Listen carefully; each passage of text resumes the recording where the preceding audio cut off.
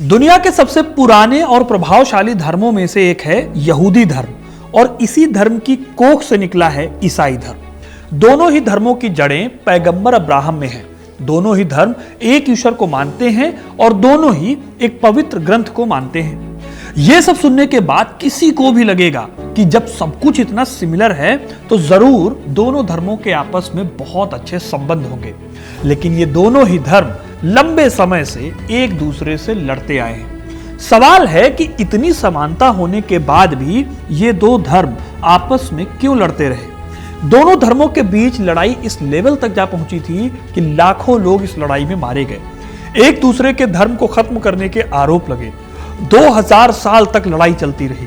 नतीजा यह हुआ कि एक धर्म यानी यहूदी धर्म दुनिया भर में सिमटता चला गया और इसको मानने वाले बहुत कम लोग बचे। आज मैं आपको इसी इतिहास से रूबरू कराऊंगा। प्राचीन काल से लेकर मॉडर्न टाइम्स तक कैसे इन दोनों धर्मों का टकराव शुरू हुआ और कौन कौन इनमें शामिल थे। कैसे एक घटना का बदला इस कदर लिया गया कि एक दूसरा धर्म हमेशा के लिए हाशिए पर चला गया।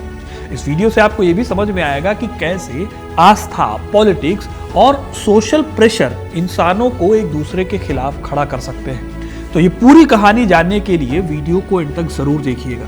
कहानी की शुरुआत होती है आज से लगभग 2000 साल पहले, जब प्रभु यीशु मसीह का जन्म हुआ।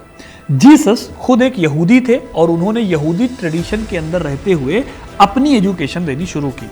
उनके फॉलोअर्स भी यहूदी ही थे, लेकिन धीरे धीरे जीसस की शिक्षाओं से कुछ ऐसी बातें सामने आने लगी जिससे यहूदी धर्म में मतभेद पैदा होने लगा। जीसस ने खुद को ईश्वर का पुत्र कहा और यह भी कहा कि वो पापों की सजा के लिए क्रूस पर अपना बलिदान देंगे। अब यहूदी धर्म में ईश्वर की एकता और मसीहा का कॉन्सेप्ट बहुत अलग था। यहूदी एक ऐसे ईश्वर की उम्मीद कर रहे थे जो एक राजा की तरह आकर उन्हें राजनीतिक आजादी दिलाएगा। अब यहीं से अलगाव की शुरुआत होती है। यीशु ने मौजूदा यहूदी धार्मिक व्यवस्था की कुछ परंपराओं और उनके कठोर व्याख्याओं पर सवाल उठाए। उन्होंने प्रेम, क्षमा और ईश्वर के नए कॉन्ट्रैक्ट पर जोर दिया जो केवल यहूदियों के लिए नहीं बल्कि पूरे ह्यूमन काइंड के लिए था। कई धर्मशास्त्री और इतिहासकार मानते हैं कि प्रभु यीशु का संदेश हालांकि यहूदी परंपरा में था, लेकिन इसने उनकी सीमाओं को पार करने की कोशिश की। इसी वजह से आगे चलकर उन्हें सूली पर चढ़ाया गया। ये सारी घटनाएं 2 दिनों के अंदर होती हैं, बृहस्पतिवार की शाम से लेकर शुक्रवार तक। इस दौरान क्या हुआ यह भी आपको बताता हूं। देखिए, साल 30 से लेकर 33 ईस्वी की ये सारी कहानी है। जीसस इस दौरान आए जेरूसलम। इस टाइम तक जीसस काफी प्रसिद्ध हो चुके थे। यही वजह है कि उनका बहुत भव्य स्वागत हुआ। यहां आने के बाद जीसस गए यहूदियों के फर्स्ट टेम्पल की तरफ। यह टेम्पल यहूदियों के लिए काफी इंपॉर्टेंट था। तो जब वो इस टेम्पल में गए तो उनके साथ हजारों चाहने वाले लोग भी साथ में थे। यहां उन्होंने फर्स्ट टेम्पल की दुर्दशा देखी। यहाँ जानवर बंधे हुए थे, पूरे मंदिर की हालत खराब थी। फिर ये देखकर उन्होंने मंदिर को साफ करने का फैसला किया। वहां जानवरों को और मर्चेंट्स को हटाया जो टेम्पल पर कब्जा करके बैठे थे। जीसस को लोग चमत्कारी मानते थे, इसलिए कई लोगों ने उनका साथ भी दिया। उनके इस काम से टेम्पल की अथॉरिटी नाराज हो गई। जो लोग वहां से निकाले गए उन्होंने जीसस को डराया, धमकाया, लेकिन जीसस ने उनकी बात को सुना नहीं। इसके बाद उनके ऊपर मुकदमा चलाया गया। अब एग्जैक्ट तारीख क्या थी ये डिबेटेबल है, लेकिन ईसाई धर्म के इतिहास में इसे दिन के तौर पर याद रखा जाता है। बृहस्पतिवार की शाम से जीसस क्राइस्ट की हालत खराब होनी शुरू हो गई। इसी रात को उन्होंने अपने साथियों के साथ खाना खाया। अभी स्क्रीन पर जो आप पेंटिंग देख रहे हो इसे द लास्ट सपर के नाम से जाना जाता है। लास्ट सपर मतलब रात का आखिरी खाना। इस पेंटिंग में जो सीन है वो माउंट जियोन नाम की जगह है जो जेरूसलम की पहाड़ी जगह है। खैर, इस पेंटिंग से जुड़ी एक और कहानी है कि इसी दिन जीसस ने ऐलान किया कि उनके दोस्त पीटर कल यानी फ्राइडे के दिन उन्हें पहचानने से मना कर देंगे। उन्होंने ये भी कहा कि पीटर से 3 बार पूछा जाएगा और वो तीनों बार मना करेगा। अगले दिन फिर यही हुआ भी एग्जैक्टली। जब पीटर से पूछा गया तो पीटर कोई जवाब ही नहीं दे पाए और बाद में पीटर हमेशा के लिए पछताते रहे। इन्हीं पीटर को बाद में सेंट पीटर के नाम से जाना गया। इस घटना को ईसाई धर्म में रिपेटेंस ऑफ पीटर कहते हैं। खैर, ईसा मसीह को गिरफ्तार किया गया और ये गिरफ्तारी यहूदियों ने की थी। फिर सुबह सुबह उनकी पेशी हुई। ये पेशी होती है जेरूसलम के धार्मिक लोगों की पंचायत में। इस पंचायत का नाम था सेनेड्रिन। सेनेड्रिन में जजमेंट के लिए 71 साधु या साधु प्लस एक मंदिर का चीफ प्रीस्ट बैठता था। यानी टोटल ये 72 मेंबर्स की पंचायत थी। उनके मुकदमे में शिकायत की गई कि वो राजद्रोह भड़का रहे हैं।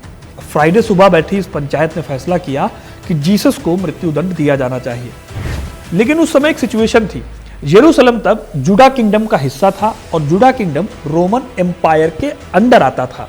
तो रोमन एम्पायर द्वारा अपॉइंट गवर्नर ही इनको मौत की सजा दे सकता था। इस तरह यह केस चला गया रोमन गवर्नर के पास।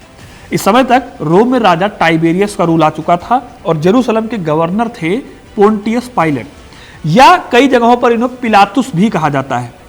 ईसाईयत में इनका बहुत ज्यादा सम्मान है, आगे आपको पता भी चलेगा।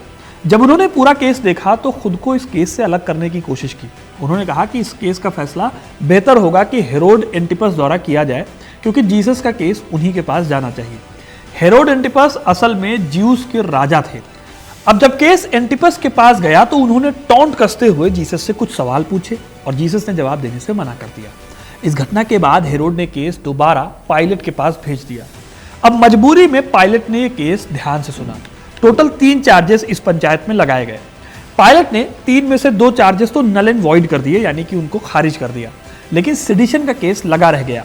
यह इसलिए क्योंकि जेरूशलेम असल में यहूदी स्टेट था और इसमें जीसस कहते थे कि मैं यहूदियों का राजा हूं। तो पायलट ने पूछा कि क्या तुम यहूदियों के राजा हो? जीसस ने कहा कि ये तो आप अभी अभी कह रहे हैं, मैंने तो ऐसा नहीं कहा। पायलट ने फिर कुछ सवाल पूछे कि तुम किसकी तरफ हो, राजा की तरफ हो या नहीं हो? तो जीसस ने कहा कि मैं सत्य की तरफ हूं और दुनिया में जो भी सत्य की तरफ है वो मेरी तरफ है। इस पूरे केस को सुनने के बाद पायलट ने डिक्लेयर किया कि इस व्यक्ति को मृत्युदंड नहीं दिया जा सकता, लेकिन वहां के कानून के मुताबिक जरूरी यह था कि अगर गवर्नर मृत्युदंड को खारिज करेगा तो उसे जनता से भी सलाह लेनी होगी और पंचायत की सलाह भी चाहिए होगी। अब पंचायत और कई विरोधी लोग तो पहले से ही जीसस को मारना चाहते थे। इस वजह से आखिर में पायलट ने दुखी होकर मृत्युदंड का फैसला सुनाया। कहा जाता है कि फैसला देने के बाद उन्होंने सिंबॉलिकली अपने हाथ धो लिए, ये दिखाने के लिए कि इस बुरे काम में वो शरीक नहीं है। फिर इस फैसले के बाद उन्हें सूली पर चढ़ाया गया। सूली पर चढ़ाने के दौरान उनके साथ जो क्रूरता बरती गई वो तो आपको पता ही है। उन्हें गोलगोथा नाम की जगह पर ले जाया गया और सूली पर चढ़ा दिया गया। कहने का मतलब है कि उनके हाथों और पांवों में कील ठोक दी गई, जिससे कि वो चाह कर भी क्रूस से नीचे ना उतर पाए। इसके बाद जीसस की मृत्यु हो गई। अब दुनिया भर के ईसाइयों के मन में आज भी ये भाव आता है कि हमारे ईसा मसीह की हत्या यहूदी समुदाय ने की। यही वजह है कि आज भी यहूदी और ईसाई धर्मों में बहुत ज्यादा भाईचारे वाला रिलेशन नहीं रहता। खास तौर पर ईसाइयों के मन में इस बात की नाराजगी रहती है कि यहूदियों ने हमारे ईसा मसीह के साथ अच्छा नहीं किया था। अब इस अलगाव और अत्याचार के बाद कई सौ सालों तक यहूदी और ईसाई स्ट्रगल देखने को मिलता रहा। मुस्लिम और ईसाइयों को लेकर जो जेरूशलेम को लेकर लड़ाई थी, जिसे हम इतिहास में धर्म युद्ध के नाम से जानते हैं, मैंने उस पर वीडियो भी बनाया है, आप चाहें तो यहाँ पर क्लिक करके देख सकते हैं। उससे भी ज़्यादा गहरी लड़ाई हमें देखने को मिलती है ईसाई धर्म और यहूदियों के बीच में। अभी आपको पता चल जाएगा उस बारे में मैं क्या कह रहा हूँ। इतिहासकार पॉल जॉनसन अपनी किताब अ हिस्ट्री ऑफ क्रिश्चियनिटी में लिखते हैं, शुरुआती यहूदी ईसाइयों और रब्बानी यहूदी धर्म के बीच का विभाजन ईसा मसीह की पहचान को लेकर था। यानी शुरुआती ईसाई मानते थे कि यीशु ही वो मसीहा है जिसकी भविष्यवाणी की गई थी, जबकि ज्यादातर यहूदी समुदायों ने उन्हें मसीहा के रूप में, मसाया के रूप में एक्सेप्ट नहीं किया। उनका मानना था कि यीशु ने उन भविष्यवाणियों को पूरा नहीं किया जो मसाया के आगमन से जुड़ी हुई थी। खैर, आगे बढ़े तो ईसाई धर्म के प्रसार के बाद यहूदियों को काफी कुछ झेलना पड़ा। ईसाई धर्म की बढ़ती पॉपुलैरिटी के साथ ही यहूदी धर्म की पॉपुलैरिटी कम होती चली गई। ईसा मसीह की मृत्यु के कुछ ही सालों बाद 70 ईस्वी में यरूशलेम का विनाश हो गया। कोखबा नाम का एक विद्रोह यहां से होता है और यहूदियों को यरूशलेम छोड़ना पड़ जाता है। वहीं दूसरी तरफ रोमन साम्राज्य ने भी यहूदियों को खूब सताया। इस काम में ईसाइयों को भी काफी कुछ झेलना पड़ा, क्योंकि शुरुआत में रोमन साम्राज्य ईसाइयों को यहूदियों का एक पंथ मानता था। हालांकि जब ईसाई धर्म बढ़ता चला गया और रोमन साम्राज्य में अपनी पकड़ बनाने लगा तो हालात बदल गए। 4th सेंचुरी में जब रोमन एम्पायर ने ईसाई धर्म को अपना लिया तो यहूदी अल्पसंख्यक बन गए और उनकी पोजीशन और भी ज्यादा कमजोर होती चली गई। प्रसिद्ध इतिहासकार विल ड्यूरेंट अपनी किताब द स्टोरी ऑफ सिविलाइजेशन में कहते हैं, जैसे ही ईसाई धर्म रोम साम्राज्य का राजकीय धर्म यानी स्टेट रिलीजन बना, उसने अपने पुराने कॉम्पिटिटर यहूदी धर्म के प्रति इनटॉलरेंस दिखानी शुरू कर दी। इसी टाइम से ईसाई धर्मशास्त्रियों ने यहूदियों पर यीशु को सूली चढ़ाने का आरोप लगाना शुरू कर दिया, जिसे क्राइस्ट किलर का आरोप कहा गया। ये आरोप सदियों तक यहूदियों के उत्पीड़न का एक प्रमुख आधार बना। एक ऐसा धार्मिक तर्क था जिसने यहूदी ईसाई संबंधों को हमेशा के लिए बदल दिया। इस दौरान तर्क ये दिया गया कि यहूदियों ने ईश्वर के पुत्र को रिजेक्ट कर दिया और उन्हें मार डाला, और इसी कारण वो शापित हैं और भटकने के लिए अभिशप्त हैं जब तक कि वो ईसाई धर्म को एक्सेप्ट ना कर लें। इस तरह यहूदियों के लिए ईसाई धर्म की ओर से एक नई मुसीबत आ गई थी। इसका असर मध्यकाल में भी देखने को मिला। ये वो टाइम था जब ईसाई धर्म पूरे यूरोप में हावी हो चुका था। मध्यकाल में यहूदियों को अक्सर ईसाई समाज के हाशिए पर ढकेल दिया गया। मध्यकाल में यहूदियों को समाज के हाशिए पर ढकेल दिया गया, यहां तक कि यहूदियों को घेटों में रहने के लिए मजबूर किया गया। घेटो उन खराब कंडीशंस वाले इलाकों को कहते हैं जहां कोई रहना नहीं चाहता। बुरी कंडीशंस होती हैं, खाने पीने से लेकर रहने तक में दिक्कतें होती हैं। खैर, यहूदियों पर इस दौरान कई तरह की पाबंदियां लगाई गई, जिससे कि वो कुछ खास पेशे यानी अपने जो प्रोफेशंस हैं वो इस्तेमाल नहीं कर सकते थे। उनके लिए सरकारी नौकरी नहीं थी, ईसाइयों के साथ वो घुल मिल नहीं सकते थे, उन्हें अक्सर येलो कलर का बैज या फिर कुछ स्पेशल टोपी पहनने के लिए मजबूर किया जाता था ताकि उन्हें आसानी से पहचाना जा सके। ये सब इसलिए किया गया ताकि उन्हें ईसाई समाज से अलग रखा जा सके और उन पर निगरानी रखी जा सके। इसी तरह 11वीं सदी में हुए धर्म युद्ध के दौरान भी इनके साथ काफी कुछ होता है। इतिहासकार कैरेन आर्मस्ट्रांग अपनी किताब Holy War the Crusades and their impact on today's world में लिखती हैं, क्रूसेड के दौरान क्रूसेडर्स ने पवित्र भूमि की ओर जाते समय यहूदी समुदायों पर भी हमले किए। उन्हें ईश्वर के दुश्मन और यीशु के हत्यारे के रूप में देखा गया। ऐसा ही एक नरसंहार या जेनोसाइड 1096 में जर्मनी के राइनलैंड में देखा गया। यह पहले क्रूसेड के दौरान हुआ यहूदियों का नरसंहार था। क्रूसेडर्स का मानना था कि घर के दुश्मनों को खत्म किए बिना बाहरी दुश्मनों से लड़ना बेकार है। घर के दुश्मन यानी यहूदी और बाहरी दुश्मन यानी मुसलमान। इस तरह जिन जीसस को सूली पर चढ़ाने का काम यहूदियों ने किया, उन जीसस के फॉलोअर्स ने यहूदियों का जीना दूभर कर दिया। रही सही कसर ब्लैक डेथ के टाइम पर पूरी हो गई। दरअसल 14वीं शताब्दी के मध्य में जब पूरे यूरोप में प्लेग फैला तो हजारों लाखों लोग मारे गए। अंधविश्वासी लोगों ने इस बात का आरोप यहूदियों पर लगाया कि वो कुओं में जहर मिला रहे थे या शैतान के साथ मिलकर प्लेग फैला रहे। इस आरोप के चलते यहूदियों का बड़े पैमाने पर जेनोसाइड हुआ। इतिहासकार बर्नार्ड लुइस अपनी किताब द ज्यूज ऑफ इस्लाम में बताते हैं कि ब्लैक डेथ के दौरान यहूदियों पर जहर देने का आरोप एक ऐसा बहाना था जिसने सदियों पुरानी यहूदी भावनाओं को वैलिडिटी दी और एक बहुत बड़े पैमाने पर हिंसा को जन्म दिया। स्पेन में 15वीं शताब्दी में कैथोलिक ईसाई शासकों ने यहूदी और मुस्लिम कम्युनिटी को ईसाई धर्म अपनाने या देश को छोड़ने का फरमान सुना दिया। अब जो यहूदी ईसाई बन गए उनके ऊपर शक किया गया कि वो अपने घर में अभी भी सीक्रेट तरीके से यहूदी धर्म को फॉलो कर रहे हैं। फिर 1492 में स्पेन से यहूदियों को पूरी तरह से बाहर निकाल दिया गया। यही काम पुर्तगाल ने भी किया। ये एक ऐसा टाइम था जब यहूदी समुदाय को अपने अस्तित्व के लिए बहुत स्ट्रगल करना पड़ा। उन्हें अपनी प्रॉपर्टी, घर और जड़ों को छोड़कर दूसरे देशों में शरण देनी पड़ी। इस तरह यहूदी धर्म को ईसाई धर्म द्वारा खूब सताया गया और सिर्फ एक वजह से कि उनके ऊपर हत्या का आरोप लगा था। मध्यकाल के बाद भी यहूदी विरोधी भावनाएं पूरी तरह खत्म नहीं होती। 18वीं शताब्दी में एनलाइटनमेंट का युग आया। इस टाइम पर रैशनैलिटी और टॉलरेंस पर जोर दिया गया। इसी दौर में यहूदियों को कुछ हद तक सांस लेने का मौका मिलता है। कई ऐसे देश आए जहां उन्हें अधिकार भी मिले, लेकिन ये सब कुछ बहुत थोड़े टाइम के लिए था। 19वीं और 20वीं सदी में पूरे यूरोप में नेशनलिज्म और रेसिज्म की एक लहर आई।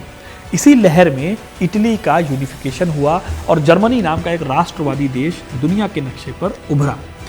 इन राष्ट्रवादी भावनाओं के चलते पहले वर्ल्ड वॉर के बाद यहूदियों को फिर से बुरे दिनों में ढकेल दिया गया। इस बार ये बुरे दिन धर्म के आधार पर ना होकर रेस के आधार पर आए थे। एक जाति यानी रेस के रूप में उन्हें हीन और खतरनाक माना जाने लगा। इसकी परिणति होती है होलोकॉस्ट में, जब हिटलर ने 6 मिलियन यहूदियों का जेनोसाइड कर दिया। हिस्टोरियन क्रिस्टोफर ब्राउनिंग अपनी किताब ऑर्डिनरी मैन में लिखते हैं कि होलोकॉस्ट यहूदी विरोधी भावना का सबसे भयानक और सिस्टमैटिक एक्सप्लॉयटेशन था। इसमें यह सिर्फ जर्मनी तक ही लिमिटेड नहीं था, पूरे यूरोप में नाजियों के प्रभाव में यहूदियों को निशाना बनाया गया।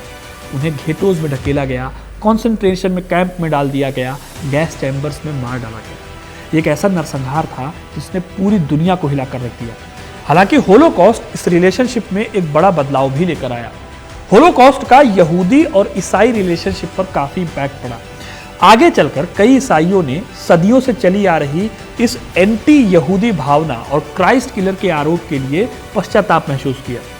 कैथोलिक ईसाई चर्च ने वेटिकन द सेकंड परिषद, जो कि 1962 से 65 तक चली, उसमें की बहुत हिस्टोरिकल दस्तावेज जारी किया। इस दस्तावेज को नोस्ट्रा एटेट कहते हैं।